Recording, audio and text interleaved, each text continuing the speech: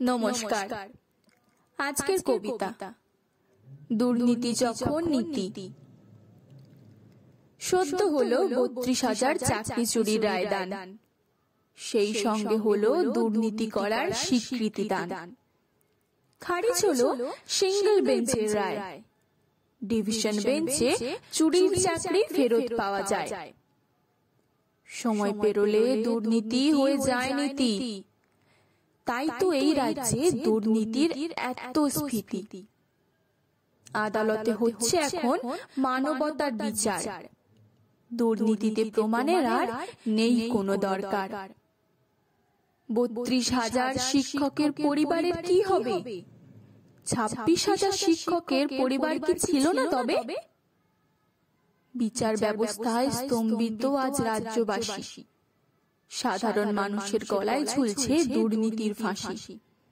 একই আইন, একই আদালত, একই সংবিধান, একই দুর্নীতিতে কি করে হয় ভিন্ন রায়দান? সাদা খাতা জমা, পরীক্ষা না দিয়েও হয়েছে চাকরি, বস্তা ভর্তি টাকার কাছে চাকরি হয়েছে সব বিক্রি। এক বিচারপতির কাছে যাহা প্রমাণিত সত্য, একই আইনে অন্য বিচারপতিতে তাহাই হয়ে গেল অসত্য।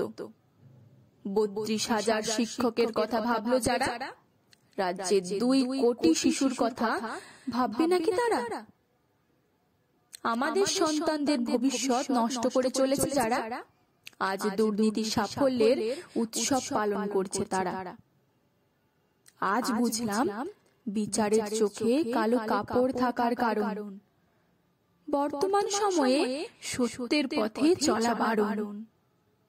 করে যাও চুরি, দুর্নীতি, খুন আর ধর্ষণ, তাহাতেই তোমার ওপর হবে পুষ্প বর্ষণ।